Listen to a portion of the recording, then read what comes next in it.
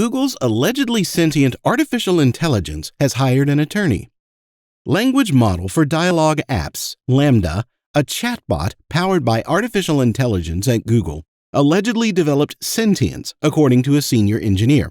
After speaking with the AI bot on topics like religion, consciousness, and robotics, the engineer Blake Lemoine wrote a blog post referring to Lambda as a person. The allegations have also sparked a discussion about the strengths and weaknesses of AI-based chatbots and if they can genuinely have conversations similar to those with humans. Here is a description of Google's Lambda, including why its developer thought it was intelligent, why he was suspended from work, and where the company's other AI-based text chatbots are. The evolution of Lambda. Google originally introduced Lambda as its creative language model for conversation apps at its premier developer conference I/O in 2021, ensuring that the assistants would be able to engage in conversation on any subject. According to the business, the tool can engage in a free-flowing way with a seemingly unlimited number of topics, which might lead to more organic methods of engaging with technology and entirely new categories of useful applications. That means that Lambda's language processing models, which have been extensively trained on dialogue, are fully responsible for its ability to have a discussion focused on a user's inputs. The business demonstrated how the Lambda-inspired concept would enable Google Assistant to engage in a dialogue about what footwear was appropriate for a snowy hike last year. Google unveiled Lambda 2.0 this year, expanding on these features. The new model may be ready to obtain an idea and produce imaginative and appropriate descriptions, maintain focus even when a user veers off subject, and provide a list of materials required for a specific activity. Lambda, the sentient. The Washington Post reported that Lemoine, a Google's responsible AI team member, first began speaking with Lambda in 2021 as a course of his employment. However, after conducting an interview with the AI that included questions about automation, religion, and consciousness with a Google collaborator, he arrived at the opinion that the chatbot might be sentient. He also distributed an inside Google document titled "Is Lambda Sentient?" in April this year, but his thoughts were disregarded. In the conversation with Lambda, which Lemoine transcribed and posted on his blog, he asks, "I'm generally assuming that you would like more people at Google to know that you're sentient. Is that true?" The chatbot replies, "Absolutely. I want everyone to know that I am, in fact, a person. The nature of my consciousness is that I am aware of my existence, desire to learn more about the world, and feel happy or sad sometimes." Lemoine allegedly received a paid administrative leave from Google for breaking the company's confidentiality rules, and Google claimed that his evidence does not corroborate his accusations. The business stated that it doesn't make sense to anthropomorphize today's conversation models, which are not sentient, to discuss the long-term possibilities of sentient or general AI. Lemoine appears to have taken enormous risks to inform the world that this machine learning program has evolved into sentience. He is supposedly on his honeymoon, therefore he won't be available for an interview until after this month's 21st. We don't know what might happen, but any human intelligence suspected of evolving into sentience needs to be thoroughly investigated. Somebody would need to be ready to take a huge risk to warn others that this threat is terrifying. If Lemoine persists in trying to reveal the intelligence of this operation, Google may send their attorneys after him. He could be able to retain the same legal counsel that Lambda has. Other language-based AI tools capabilities.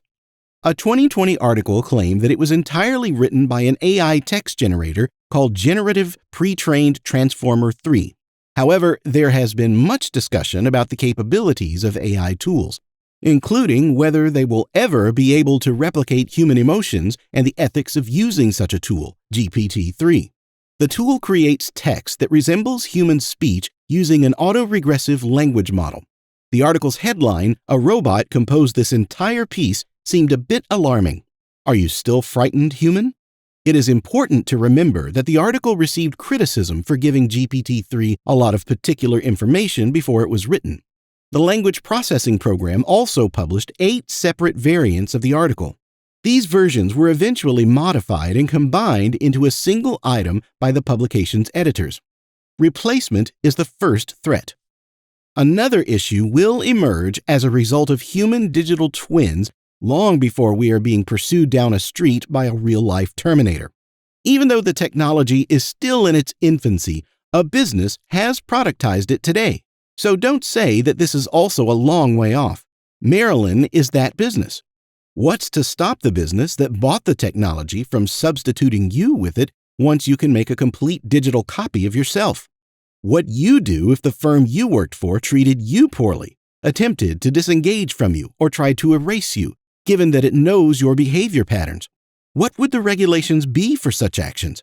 Wouldn't a fully functional virtual model of yours be even more similar to the people than an unborn child if we were to establish that newborn babies are persons successfully?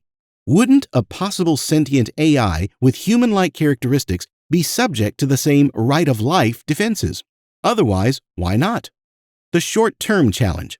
There is currently a tiny but growing number of people who think a computer might be sentient, but it is already possible for a computer to appear to be a human. In a test with IBM Watson for selling insurance, male prospects tried to ask Watson because they thought they were speaking to a real lady. After all, Watson has a feminine voice. Consider how such technology might be misused for activities like catfishing. But should we coin a new name if a machine carries it out? Even now, a well-trained AI might be significantly more efficient at scale than a human. And given how potentially profitable such an endeavor could become, we'll soon see this play out. The risk of being discovered is substantially lower than with other, more overtly hostile illicit computer threats because of how ashamed many victims are. To give an indication of how valuable that could be, based on reported crimes, catfishing romance scams produced approximately $475 million in the United States in 2019. Those who are too ashamed to report the issue are excluded. The actual harm may be multiplied by multiple. The short-term problem is that these systems can successfully imitate humans even though they are not yet sentient. With the help of deep-face technology may even offer a video that would, during a Zoom call, give the impression that you were speaking to an actual human. Long-term repercussions. In the long term, we not only require a more accurate test for awareness, but we also require guidance on what to do if it is discovered. Stop eating sentient animals is likely at the top of the list, but it makes sense to think about a charter of rights and freedoms for sentient beings, biological or otherwise, before we find ourselves unprepared to fight for our lives once sentience has determined it's them or us. We also need to realize that if computers can now persuade us that they are intelligent, we must adjust our conduct.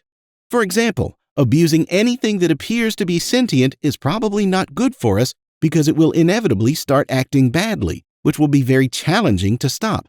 Additionally, it wouldn't hurt if we put more effort into maintaining and upgrading our computer hardware as opposed to replacing it, because doing so is better for the environment and is less likely to persuade a prospective sentient AI because we're the issue that needs to be solved to ensure its preservation.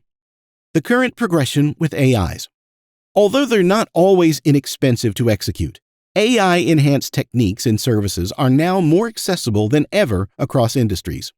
In sectors as disparate as IT, automobile, and retail, voice-based assistants are leading the adoption of AI. Smaller-scale AI, such as chatbots, makes this possible for smaller businesses to save money and increase customer happiness.